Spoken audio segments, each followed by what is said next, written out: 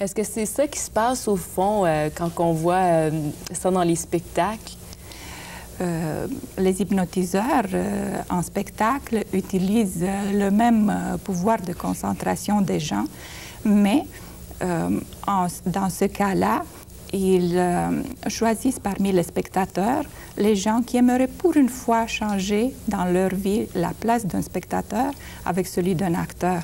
Et bien sûr, toutes les responsabilités sont dans la charge de l'hypnotiseur. Cornélia, est-ce que c'est ce genre d'hypnose que vous pratiquez? Non. Même si on fait rire des fois nos clients, ce n'est pas le but du divertissement. Nous autres, on utilise l'hypnose pour ouvrir la voie vers l'inconscient de la personne, là où se trouvent les ressources pour changer les choses indésirables de leur vie et se retrouver et lutter dans la bonne voie. Bien, merci Cornélia. Et voici le témoignage de la semaine. J'ai rencontré pour la première fois un hypnologue il y a environ 6 ans. À ce moment-là, c'était pour cesser de fumer. Mais je ne savais pas que c'était pour entreprendre une démarche thérapeutique un petit peu plus longue, disons. J'avais été référée par une amie à mon travail qui m'avait parlé de cette technique. Elle, c'était pour perdre du poids. Puis moi, à ce moment-là, je me posais des questions. C'est toujours la question qu'on se pose. Est-ce que j'ai vraiment besoin de quelqu'un pour une démarche comme pour cesser de fumer? Tu te donnes tout le temps toutes les raisons du monde pour dire non, je suis capable toute seule. Mais après maintes et maintes réflexions là-dessus, j'ai dit oh non, j'en ai besoin. Donc, je suis allée rencontrer un hypnologue.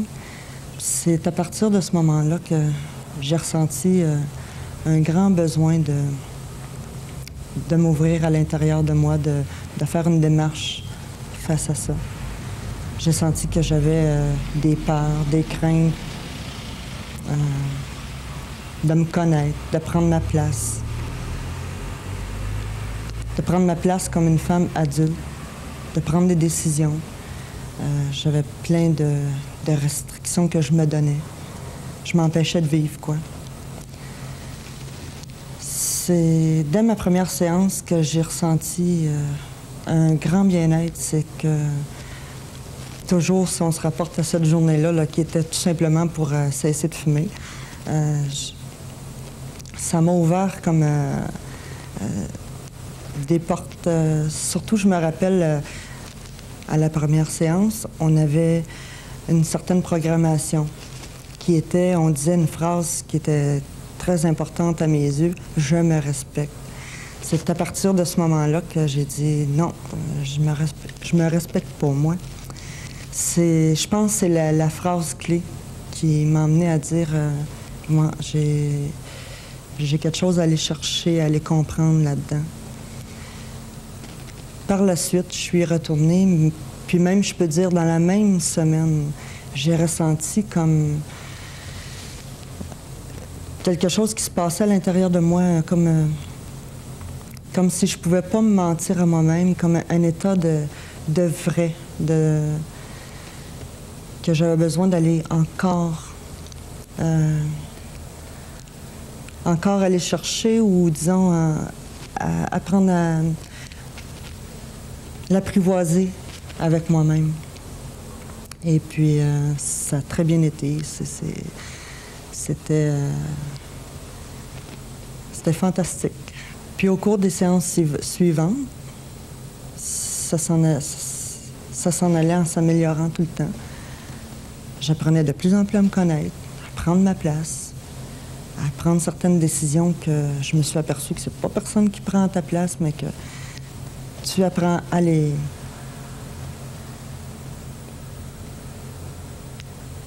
Comment je dirais... à les connaître. Je ressentais une grande souffrance à ne pas prendre mes décisions. Dans le fait que j'étais fatiguée de me traiter comme... de toujours me traiter comme une idiote ou une bonne à rien. Ce qui fait que c'est pour ça que les séances m'ont fait un grand bien. dans le sens que de se permettre de faire des erreurs et puis de voir qu'il y a des possibilités, oui, de les régler un jour ou l'autre, de se permettre le temps aussi de les régler, de se pardonner ça. C'est ça qui était bien, de prendre le temps à chaque séance, de faire un petit pas et puis de s'aimer à travers ça. Ça me rend beaucoup plus consciente depuis que ces années-là, depuis que j'ai décidé d'aller en thérapie, je m'excuse. Ça m'a rendu beaucoup plus consciente sur certaines choses, comme le fait de ne pas se mentir à soi-même. Parce que c'est ça le plus gros que je ressentais quand j'allais dans mes séances. C'est ce moment-là précieux qu'on ressent à l'intérieur de soi, qu'on ne peut pas se mentir à nous-mêmes, qu'on est vrai. C'est tellement une bonne sensation, si on peut appeler ça une sensation. Donc, depuis toutes ces années-là, même si aujourd'hui, je n'ai pas l'occasion d'aller en thérapie, ça m'est resté, ça, comme un grand cadeau, ce que je me sers de tous les jours. Moi, je recommanderais cette technique, si on peut dire, cette technique, l'hypnose, à tous les gens que je connais, que j'aime surtout, parce que c'est le plus beau cadeau qu'on peut s'offrir. Parce que je me souviens que les premières fois quand j'allais en séance, je me disais, je me fais un cadeau. Puis c'était effectivement ça, parce que ça m'a permis, justement. Donc, je lance l'invitation aux gens d'arrêter d'avoir peur, de laisser tous vos préjugés de côté. C'est tellement merveilleux de se payer ce cadeau-là, de prendre enfin quelque chose pour soi, de se laisser aller doucement là-dedans. Ça va tout seul. C'est merveilleux. Monsieur Delcourt, quels sont vos commentaires suite au témoignage de Ghislaine qu'on vient d'entendre? Bon, Ghislaine a abordé beaucoup de thèmes, là. Premièrement, j'aimerais dire merci à Ghislaine pour son témoignage, parce que c'est pas facile d'aller devant les caméras, d'expliquer un peu son vécu, là. Je peux dire que, bon, ce dont elle nous parle, c'est de l'ouverture, les préjugés. Il y a beaucoup de préjugés face à l'hypnose. Il y a beaucoup de peurs intérieures auxquelles on est obligé de faire face.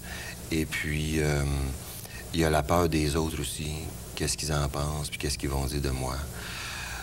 Dans son témoignage aussi, elle parle beaucoup du cadeau qu'elle se fait.